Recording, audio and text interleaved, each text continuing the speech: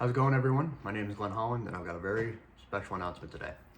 I get asked pretty frequently if my work is available for sale in any form, instructions, kits, what have you. I get asked pretty frequently in comments, in direct messages, in emails, in person, and for several years the answer has been a consistent no. I have made original work for myself available in a couple of different ways before. But for approaching 3.5, if not 4 years now, I have not offered any of my own designs, any of my original work to the public in any form. For a number of different reasons, but that's not the point of the video. Really, the point of this video is to say that that is now changed. So I'll probably do this in one take, so if I ramble, I apologize, but the gist of the video is to say that I am announcing a limited time, limited run of custom model kits that are made from repurposed Lego and custom elements and things like that. And so this really starts with Brick Fair, Virginia. And I'll get into a little bit more about this towards the end of the video and explain some of the finer details. But around the time of Brick Fair, Virginia last year, in 2024, I started thinking about what if I were to sell my work again? What would that look like? How would I go about that? Thinking about a lot of different things, just kind of under that umbrella of thought. So I went a lot of different ways, but ultimately landed on a limited run of kits. To me, kits represent the highest level of custom product. Represents a lot of work that goes into them. Represents a very fine product, and you can really do a lot with them.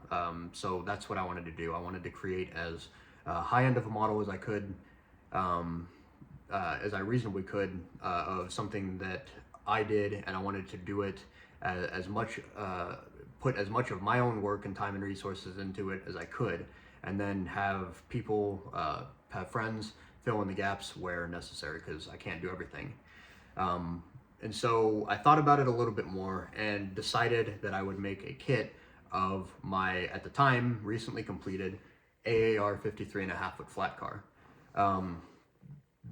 Not this particular one, this is the production sample, which we'll discuss here in a little bit, but in 2022, I was designing and building nickel plate 763, and I became very interested in having a lot of really, really good rolling stock to go behind it. As I finished 763, I wanted more and more rolling stock pieces, more variety of rolling stock to put behind it, and one of those efforts was modeling a nickel plate AAR 53.5-foot flat car. So I designed that model in 2022. I finally built a copy of it in 2023, and it was unlettered and unfinished until 2024, right up until the time of about Brick Fair, Virginia that year, and I completed it and published it at about that time. So I was very pleased with that flat car. Original design, and I talk a little bit more about the design specifically in a little bit, but I selected that for this kit that I would be making, partly because of its low part count. It's only 438 parts in this kit, and some new pieces that had become available, which allowed me to do a really, in my opinion, a really nice job of modeling this flat car. Some rolling stock can be very deceivingly simple. Flat cars are literally just a flat surface on top of trucks almost. But the more you dive into the detail of all rolling stock, for certain, you can start to pick out a lot of the finer details and really understand the way that these real cars were set apart from each other, and how you can translate those details into Lego, in my case. So I was very happy with the model of the flat car that I did at the time, and decided that it was a perfect candidate for use as a full kit. And I'll discuss a little bit more about the reasons why, but we'll talk about the model now. So again, this model is 438 parts. This is my production sample, which is Pure Marquette car number 16500. These were very common cars used on railroads all across the United States. Several railroads had these. It's a standardized AAR design. So a lot of railroads had copies built from any number of car builders during history. This cars in this particular run represent the first of the Père Marquette flat cars that were delivered in January 1943. 16500 is the class leader, and again, this is the production sample. So it's a very common car. Flat cars tend to be pretty nice. Again, deceivingly simple, but a lot of the new parts and techniques that I used in this add to the overall finish, wow factor of the car and accuracy of the car. One of my favorite things that I was able to do, or a couple of them, are using these new 2x6 wedge plates here to represent the a little bit smoother and a little bit shallower of an angle on the end sill, or I'm sorry, on the side sills, which looks really good compared to the previously used 1x4 wedge plate.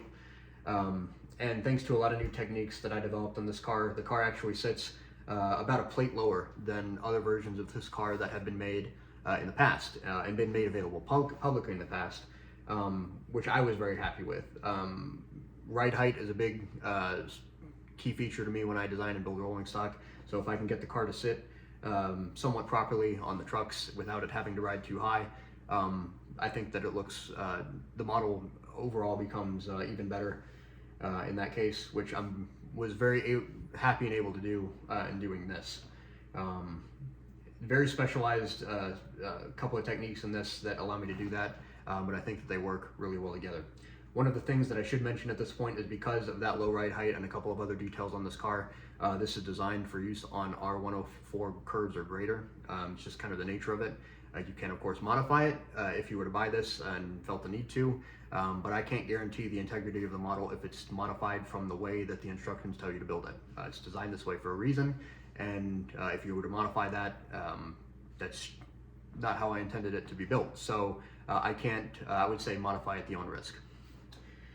So, but regardless, very pleased with the outcome of this car. So again, Père Marquette, 53.5 foot flat car. This in particular was a 70-ton capacity car. There were also 50-ton capacity cars. My original nickel plate road car was a 50-ton capacity. I did the research on both of these cars, and I was able to find diagrams of the 50 and the 70-ton capacity cars, compare them side by side, and my finding was that the differences in dimension were close enough that they hardly made a difference for the purposes of Lego modeling. So at least for me, I can safely say that this design can represent either a 50 or 70-ton car. This particular one in this kit is a 70-ton car. Let's see, what else to talk about? There's plenty. Each kit will come 100% packaged in this box, which we'll go over the contents of in a little bit, or I guess we'll do that at the moment. So this kit uses repurposed Lego, 438 parts in total, which include repurposed Lego, printed parts, which we'll discuss, custom elements. Everything that you need to build this exact model is included in this box, and you should, each customer should use 100% of everything that's included in the box. There should be no leftovers, except for maybe a couple of parts that perhaps might have been miscounted. All of these kits here were hand counted by me. When I say 100% self-produced, that's what I mean. I sat down and counted out all 13,000 of these parts, plus 438 times 27, times 28 actually, however many that is. I counted all of those out by hand, so forgive me if there's like an extra part here. Hopefully not any missing parts, but I did my best. But it includes everything that you need to build this car. That includes repurposed genuine Lego. There is no fake or clone brand or knockoff parts in this. This is all 100% genuine Lego, with the exception of the custom parts. The custom parts in this case include ball bearing equipped wheel sets from Brick Model Railroader, as well as Katie equipped knuckle couplers, also from Brick Model Railroader. Custom parts also include brick arms elements, in this case monopods and U-clips, which are used for detailing around the car. All of these are called out in the instructions, which we'll talk about in a second. And all of the flex tube used in the model is pre-cut to length and included in one bag. So and you'll use again all of this in the assembly of the car. Again, wanted to create as nice of a product as I can. Having pre-cut flex tube is part of that. And this is also genuine Lego flex tube. This is as real as it gets. The instructions tell you how to build the car. It's a nice, simple 64-page instruction book. Went for the simple route on this kit in pretty much every part of this, every aspect of this kit. I didn't want to put a lot of time and effort into a super fancy box or super fancy instructions. I kind of wanted to save a little bit of money for myself, but both for myself and the consumer in doing this. So the presentation might be a little bit on the simpler side, but certainly clean and quite usable and quite effective in my opinion. I'm a very clean and simple presentation kind of guy. So if I was in the market for a product like this, this is the kind of product that I would look for to fit my personal taste. So that's what I went for in producing these kits. The instruction book is fully printed, 64 pages, color printed book. Calls out the artwork pieces that you'll use in doing this. Again, part of the thing about wanting to make as high end of a product as I reasonably could means that, to me at least, I don't have any decals on this. All of the artwork, all of the lettering and numbering on the car that you see is 100% printed on the part. There's not a single decal or sticker anywhere on this model, which in my opinion is about the highest level of quality that you can get in a custom Lego or custom Lego train model. Incredible artwork done by Kel Liepart, who was generous enough to help me out with this project in his time with the artwork. Printed directly on the parts by Garrett Middleman at Stud Scenery. Garrett did an incredible job with these parts and did an amazing job printing them on the parts. It's very sharp and crisp. White lettering on black background always looks good, so turns out very sharp in my opinion. And there's also a couple of extra little printed parts just to accentuate and keep the detail as high as I can on these cars. So those will be hopefully something that each customer enjoys as they build the model. But as they build the model, that's important to say that once you put the last parts together, the car's ready to go. You don't have to spend any time in post-assembly, messing with decals or doing any sort of fit, finish, or trim or anything like that. As soon as you put the last parts on this car, it's ready to go, which in my mind creates a buy, build, and run product. I'm not really gonna trademark that, but it's something that I would like to associate with this buy, build, and run. It's just simple. You buy it, you build it, and then you use it. Keeps it as simple as it can for both, it can be for both me and for the consumer who purchases the kit. All of these printed pieces are included in 2 bags. Each bag has exactly half of the printed parts needed to build the car, so the bags should be identical. And again, you'll use 100% of what's in the box in building the model. Box is nice and simple. Again, went for the simple route. This is the logo that I designed just to kind of brand this little endeavor, which I'll talk a little bit more about that in a little bit. Legal information sticker and handwritten the road name and car number of each kit. So that's important to mention at this point, that in doing the printing on these kits, that makes it easy to include things like unique car numbers. So I have 27 kits available, copies of this kit available. This 16500 is the production sample that will stay with me. I'm keeping that one. But all of these 27 here, you'll see, have their own car numbers. So each of these kits is 100% unique. And that means that each person who buys one will have a 100% unique model that they have. Nobody else will have one just like it. So the car number ranges that will be available to customers are 16501 all the way to 16527. And 27 sounds like a very random number, and in some ways it kind of is. My idea was to do 25, which is where I started. But if you're doing custom kits like this, it's a good idea to order about a few extra here and there, maybe about 10% extra of the parts that you need, so that you don't have to worry in crunch time essentially about missing parts or anything like that. So I ordered parts for 25 plus about 10%, and which means that I have, thankfully didn't have that many underages or shortages of parts. So that means I was able to put all of those extra parts into 2 bonus kits. I'm calling these the bonus kits in addition to the production run of 25.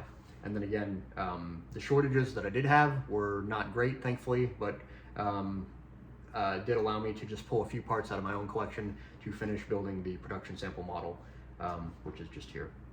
So again, 100% unique car numbers. Each one is handwritten on the box, so you'll know which car number that you have when you get it, which of course ensures a special product to each end user that nobody else will have but them, which I think is really nice. It again kind of fits in the idea of as high quality as I can get made available to the general public. So let's see. One of the biggest reasons for selecting the Pure Marquette version of this car specifically comes from Brick Forever Junior 2024, actually. So during that show, I was fortunate to meet the guys at Panzer Bricklabs, who make 1/45 scale military kits in the same fashion as this, printed parts, printed instruction book, repurposed and repackaged Lego and things like that. I bought an M4A3 Sherman kit from them and built it at the show and instantly fell in love with it. They did an amazing job on that kit, and I was transporting the Sherman around on my nickel plate flat car during the show that weekend, which was an absolute blast. And so that kind of got me thinking about how I would approach this kit that eventually evolved into this. But I selected the Pure Marquette specifically for that because the M4 Shermans, the M4A3 Shermans were at least in part produced at Chrysler Defense Arsenal, which is near Detroit, Michigan. So I believe it's entirely possible, maybe never a photo of it, but it doesn't mean it didn't happen. It's entirely possible that brand new M4A3 Shermans might have been transported away from their birthplace on a Pure Marquette flat car just like this. So that's part of the reason for that. So thanks to Panzer Bricklabs and their help with and advice in producing this kit, I've also been collaborating with them a little bit. They will be making eventually an add-on pack for their M4A3 Sherman kit, which will represent the Sherman in a more as-built appearance rather than a used and later war version, which is what currently is available in the kit. And so the add-on pack and the Sherman could be bought together and then placed onto this flat car. And the bonus for that, pardon the reach, the bonus for that comes in the form of this printout here that I'm including in each kit. If somebody that buys one of these flat cars was feeling so motivated to do so, you could buy the Sherman and the add-on pack, or just the Sherman if you wanted to, and build it and mount it securely to the deck of the flat car. I've got a very rudimentary parts list and basically 2-step instruction that shows you how to put it together. I'm not going to 100% spell it out for you just to keep it as simple as possible, but if you can build the flat car, you should be able to build the tie down or the mounting with these instructions. But that allows the opportunity for a wonderful, high quality wartime load for the flat car here, which I'm really looking forward to having myself. And hopefully, if anybody is out there that would purchase one of these, they might also be interested in purchasing the Panzer Bricklabs Sherman. Those guys do fantastic work. I've been fortunate to become better friends with them and get to know them a little bit as I've bounced ideas off of them in developing this kit. So that will be available at some point in the future. These will be, the Shermans might be available right now. I'm not sure exactly about that at the time of this recording, but the add-on pack will be available in the future. Everything will be available online at panzerbricklabs.com. So again, thank you to those guys for their inspiration and advice in the production of my own flat car kit. So that's pretty much the reason why I selected the Pure Marquette lettering specifically for this kit. So to give a little bit more information about the kit, again, 27 of them available. Once these are gone, they're gone. I'm not going to do this again, at least for the foreseeable future. I know I've got like the fancy logo and the nice, at least simple and nice presenting box and everything like that. But this is not a business that I'm formally starting. I'm doing everything the proper way from a legal standpoint. But in terms of a sort of an actual business where I do this with any sort of consistency, that's not the plan. This is something that I'm doing purely because I want to. And it's really just as simple as that. Represents obviously a lot of time and money and effort and money in this project, but it's done because I did this because I really just because I wanted to, and there's really not much more to it than that. So that's the idea there. I would like to do this again. This has been a fun venture. There are things that maybe I've learned that I would put towards doing another limited run of kits like this, but if and when I get to that point, and it is still an if, I'm not dead sure about doing this again, but we'll see. I'd like to, but we'll see. If I were to get to that point, I would almost certainly decide to move on from the flat car and offer a one-time limited run of another original design. So if you're on the fence, that is to say, at this point about the flat car, I humbly suggest that you take advantage of this while it's available, because I probably will never make this available again.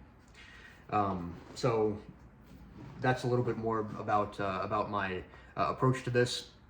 But the final information that I should probably give is the how much, how to order and things like that. So each kit will be $185 US, and I understand that can come across as a high price.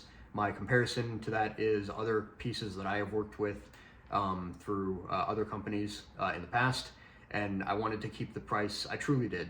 I wanted to keep the price as low as I reasonably could to make this as available and affordable for as many people as possible, but also keep it high enough to a point where I was comfortable with the money that I would make off of this. Because again, this does represent a lot of personal resource and time and my own money invested in this project, and so I am selling these at a profit. But again, the point of doing this is not to make money. The point of doing this was to do it for fun. But the profit is a nice bonus, of course, but it represents the time and resources that I have invested into this from a personal standpoint. So $185 per kit. I'm limiting these to 2 per customer. I will ship them anywhere in the world, but I'll have to work with you to do that. The customer, of course, would be responsible for any and all charges related to shipping, handling, and any miscellaneous fees like that. But the base cost of the kit is $185, and I'm limiting them to 2 per person. Again, 27 available. Once they're gone, they're gone. These will be available exclusively through email order. You can send an email to glennhollandmodels@gmail.com if you'd like to order one of these. I'll provide that email address in the description of this video. That's the only place that I'm going to be accepting orders for these, other than physically in person. If I'm approached to purchase one, I would sell one. But those are the only 2 ways to order one. And again, once these are gone, they're gone. I will not have more available. I will be keeping track of how fast and who these are sold to as that happens. And once I fill in the last line for the 27th in a spreadsheet that I have, that's it. And anybody who orders after that will be turned away. Unfortunately, this is done first come, first serve strictly, to keep it really as fair to everyone as I reasonably can. So that's how to order. That's how much. I really think that takes care of all of the details of this video. So I'll try not to ramble on for too much more after this point, because I've already talked a lot. But very excited about this. Very excited to finally get this over the goal line and out into the world. Again, a lot of effort goes into this, especially when you're doing it as by yourself, or at least as by yourself as you can.